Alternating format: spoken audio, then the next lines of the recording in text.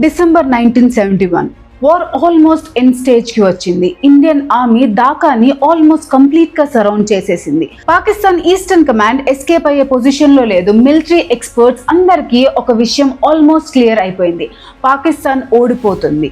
కానీ ఇక్కడే స్టోరీలో ఒక అన్ఎక్స్పెక్టెడ్ ట్విస్ట్ వచ్చింది. ఈ వార్ లో ఇండియా వర్సెస్ పాకిస్తాన్ మధ్య మాత్రమే ఉండలేదు. సడన్ గా ప్రపంచంలోనే రెండు బిగ్గెస్ట్ సూపర్ పవర్స్ ఈ బ్యాటిల్ ఫీల్డ్ వైపు చూడడం స్టార్ట్ చేశాయి. అసలు ఎందుకు? సింపుల్. 1971 అనేది కోల్డ్ వార్ పీక్ లో ఉన్న టైం. ప్రతి కంట్రీ ఎయిదర్ అమెరికా సైడ్ లేదా సోవియట్ యూనియన్ సైడ్ న్యూట్రల్ గా ఉండటం అంత ఈజీ కాదు. America president Richard Nixon Pakistan ని సౌత్ ఏషియాలో ఇంపార్టెంట్ ఎలై అంటే ఫ్రెండ్ గా చూసేవారు. చైనాతో సీక్రెట్ డిప్లొమాటిక్ టాక్స్ కి కూడా పాకిస్తాన్ బ్రిడ్జ్ లా వర్క్ చేస్తుంది. కాబట్టి పాకిస్తాన్ కొలాప్స్ అయిపోతే అమెరికా ఇన్ఫ్లుయెన్స్ కూడా దెబ్బతింటుంది. ఢాకా సరౌండ్ అయిపోయింది అని రిపోర్ట్స్ రావడం స్టార్ట్ అవ్వగానే వాషింగ్టన్ లో టెన్షన్ పెరిగిపోయింది. ఫైనలీ అమెరికా ఒక సెన్సేషనల్ డెసిషన్ తీసుకుంది. బే ఆఫ్ బెంగాల్ వైపు world's most powerful naval forces లో ఒకటైన యునైటెడ్ స్టేట్స్ 7th ఫ్లీట్ ని మూవ్ చేయమని ఆర్డర్స్ ఇచ్చింది. ఆ ఫ్లీట్ లో ఉన్న biggest attraction USS Enterprise. Ordinary ship కాదు, nuclear powered aircraft carrier. Floating సిటీలా ఉంటుంది. Dozens of fighter aircrafts carry చేస్తుంది. వార్ స్టార్ట్ చేస్తే కంప్లీట్ బ్యాటిల్ ఫీల్డ్ ని మార్చేసే కెపాసిటీ ఉంది. అమెరికా ఆబ్జెక్టివ్ ఏంటి? అఫీషియల్ గా ఫారెన్ నేషనల్స్ ని ప్రొటెక్ట్ చేయడం. కానీ ఇంటర్నేషనల్ అబ్జర్వర్స్ చాలా మంది ఒక డిఫరెంట్ ఒపీనియన్ చెప్తారు. ఈ మూవ్మెంట్ ఇండియా మీద ప్రెషర్ క్రియేట్ చేయడానికే అని. అమెరికా మూవ్మెంట్ తో పాటు బ్రిటన్ కూడా తన నేవల్ షిప్స్ ని ఇండియన్ ఓషన్ సైడ్ మూవ్ చేయడం స్టార్ట్ చేసింది. సడన్ గా సిచ్యువేషన్ ఇండియా పాకిస్తాన్ వార్ నుండి గ్లోబల్ జియో పాలిటికల్ క్రైసిస్ గా మారిపోయింది. ఇమాజిన్ చేయండి, ఒకవైపు బ్యాటిల్ ఫీల్డ్ లో ఇండియన్ ఆర్మీ ఢాకా వైపు అడ్వాన్స్ అవుతుంది, ఇంకోవైపు world's biggest naval powers bay of Bengal వైపు వస్తున్నాయి. సిచ్యువేషన్ చాలా డేంజరస్ స్టేజ్ కి వెళ్ళిపోయింది. కానీ ఇండియా ఒక్కటే కంట్రీ కాదు, మన వెనక ఇంకో సూపర్ పవర్ సైలెంట్ గా అబ్జర్వ్ చేస్తుంది. అదే సోవియట్ యూనియన్. 1971 ఆగస్ట్ లో India Soviet friendship treaty sign అయింది. అది ఇప్పుడు రియల్ టెస్ట్ ఫేస్ చేయబోతుంది. America 7th fleet bay of Bengal వైపు మూవ్ అవుతుందని తెలియగానే సోవియట్ యూనియన్ కూడా ఇమ్మీడియట్ గా రియాక్ట్ అయింది. రిపోర్ట్స్ ప్రకారం Soviet naval units including submarines and warships Indian ocean region లో యాక్టివ్ డిప్లాయ్మెంట్ స్టార్ట్ చేశాయి. సింపుల్ గా చెప్పాలి అంటే అమెరికాకి ఒక క్లియర్ మెసేజ్: ఇండియాని ఒంటరిగా అనుకోకండి. ఒక సైడ్ అమెరికన్ ఫ్లీట్, ఇంకో side Soviet naval presence. Bay of Bengal almost cold war battlefield లాగా మారిపోయింది. ఫార్చునేట్లీ డైరెక్ట్ కన్ఫ్రంటేషన్ జరగలేదు, కానీ హిస్టరీ ఎక్స్పర్ట్స్ ఇప్పటి వరకు చెప్తారు అది కోల్డ్ వార్ లో most dangerous naval stand offs లో ఒకటి అని. కానీ సీలో సూపర్ పవర్స్ గేమ్ ఆడుతుంటే గ్రౌండ్ మీద మాత్రం ఇండియన్ ఆర్మీ ఇంకో మాస్టర్ స్ట్రోక్ ప్రిపేర్ చేస్తుంది. బుల్లెట్స్ కన్నా వర్డ్స్ పవర్ఫుల్ అయ్యే ఒక strategy. General Sam Manekshaw Pakistan ఆర్మీకి పంపిన ఒక మెసేజ్ వార్ డైరెక్షన్ ని మార్చేసింది. ఇప్పుడు ఒకసారి డిసెంబర్ 1971 ఈస్ట్ పాకిస్తాన్ ని ఇమాజిన్ చేయండి. ఒకవైపు ఇండియన్ ఆర్మీ, ఇంకోవైపు ముక్తి బాహిని, పైన Indian air force, bay of Bengal లో ఇండియన్ నేవీ. లిటరల్ గా పాకిస్తాన్ ఫోర్సెస్ ని 4 వైపుల నుంచి ఒక ఇన్విజిబుల్ వాల్ లా సరౌండ్ చేసేశారు. జనరల్ శామ్ మానేక్షా ప్లాన్ లో బ్యూటీ ఏంటి అంటే ఆయన అన్నెసరీగా ప్రతి సిటీ కోసం సోల్జర్స్ ని సాక్రిఫైస్ చేయలేదు. ఆబ్జెక్టివ్ ఒక్కటే, ఢాకా. ఎందుకంటే వార్ లో కొన్నిసార్లు ఒక్క సిటీ గెలవటం కంటే క్యాపిటల్ ని ఐసోలేట్ చేయడం చాలా ఇంపార్టెంట్. క్యాపిటల్ పడిపోతే గవర్నమెంట్ కొలాప్స్ అయిపోతుంది, మిలిటరీ కమాండ్ బ్రేక్ అయిపోతుంది, వార్ ఆల్మోస్ట్ అయిపోయినట్టే. అందుకే ఇండియన్ ఆర్మీ రోడ్ మీద ఉన్న ప్రతి టౌన్ కోసం ఫైట్ చేయలేదు. స్ట్రాంగ్ పాకిస్తానీ పొజిషన్స్ ని బైపాస్ చేస్తూ ఫాస్ట్ గా రివర్స్ క్రాస్ చేస్తూ డైరెక్ట్ గా ఢాకా వైపు మూవ్ అయింది. పాకిస్తాన్ కమాండర్స్ కి అప్పుడే అర్థమైంది ఇండియా ల్యాండ్ ని క్యాప్చర్ చేయడానికి కాదు, వార్ ని ఫినిష్ చేయడానికి వచ్చింది. కానీ బ్యాటిల్ ఫీల్డ్ లో జరిగేది ఒక్కటే కాదు, ఇంటర్నేషనల్ స్టేజ్ మీద ఇంకా పెద్ద గేమ్ నడుస్తుంది. అమెరికా పాకిస్తాన్ సైడ్ నుండి ప్రెషర్ క్రియేట్ చేయడం స్టార్ట్ చేసింది. President Richard Nixon administration Indian army Dhaka capture చేయకుండా ఆపాలి అని డిసైడ్ చేసింది. అప్పుడే వరల్డ్ లో అప్పటి స్ట్రాంగెస్ట్ నేవల్ ఫార్మేషన్ లో ఒకటైన US 7th fleet bay of Bengal వైపు సేల్ అవ్వడం స్టార్ట్ చేసింది. ఆ షిప్ మూవ్మెంట్ గురించి న్యూస్ బయటకు రాగానే ఇంటర్నేషనల్ మీడియా మొత్తం ఒక్కటే డిస్కషన్. అమెరికా డైరెక్ట్ గా వార్ లో ఇన్వాల్వ్ అవుతుందా? ఇండియా మీద డిప్లొమాటిక్ ప్రెషర్ పీక్స్ కి వెళ్ళిపోయింది. కొన్ని వెస్టర్న్ కంట్రీస్ కూడా ఇమ్మీడియట్ సీజ్ ఫైర్ కోసం డిమాండ్ చేయడం స్టార్ట్ చేశాయి. సిచ్యువేషన్ చూస్తే ఇండియా మిలిటరీ విక్టరీకి జస్ట్ కొన్ని రోజుల డిస్టెన్స్ లో ఉంది. కానీ ఇంటర్నేషనల్ ప్రెషర్ వల్ల వార్ మధ్యలో ఆగిపోయే ఛాన్స్ కూడా ఉంది.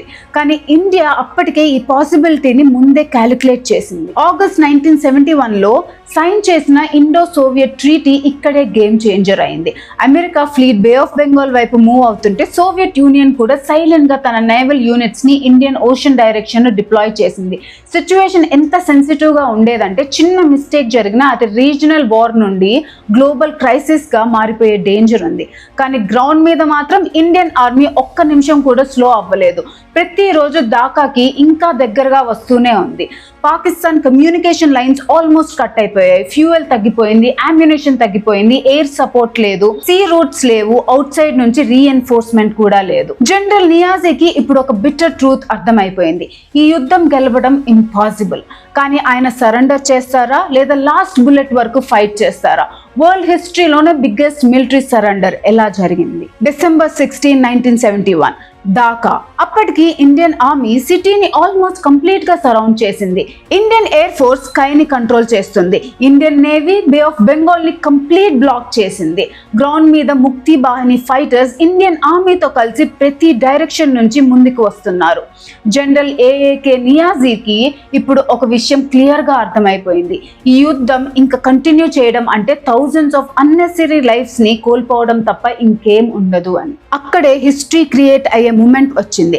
December 16 మధ్యాహ్నం ఢాకా రేస్ కోర్స్ గ్రౌండ్. ఒక సింపుల్ టేబుల్, 2 చైర్స్, కొన్ని డాక్యుమెంట్స్. కానీ ఆ టేబుల్ మీద జరిగిన ఒక signature entire South Asia map ని మార్చేసింది. Pakistan eastern command commander lieutenant general Niazi, Indian eastern command commander lieutenant general Jagjit Singh Arora ఇద్దరు ప్రపంచం మొత్తం చూస్తుండగా ఇన్స్ట్రుమెంట్ ఆఫ్ సరెండర్ మీద సైన్ చేశారు.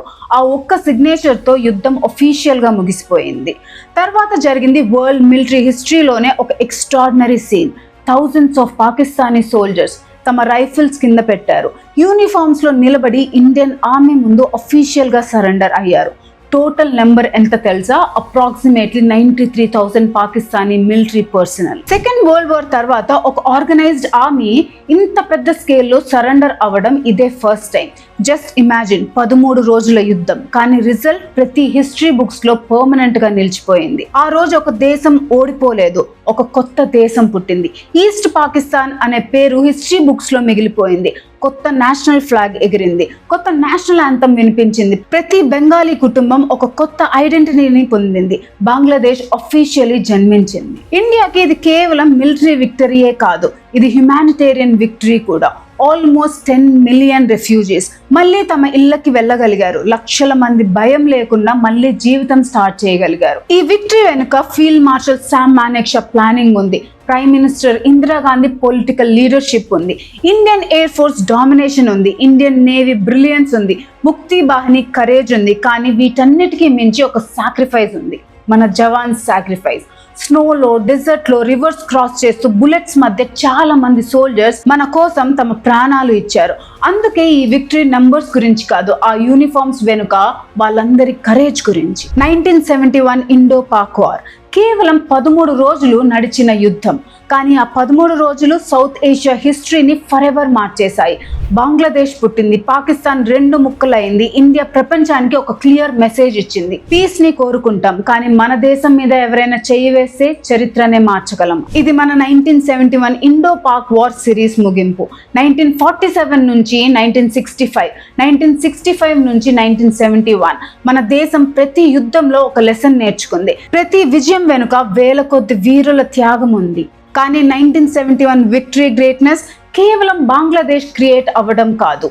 మిలిటరీ ఎక్స్పర్ట్స్ ఈ వార్ని ఇంత గొప్పగా ఎందుకు మాట్లాడుకుంటారంటే ఇండియా అనుకున్న ప్రతి ఆబ్జెక్టివ్ని ఆల్మోస్ట్ పర్ఫెక్ట్గా అచీవ్ చేసింది.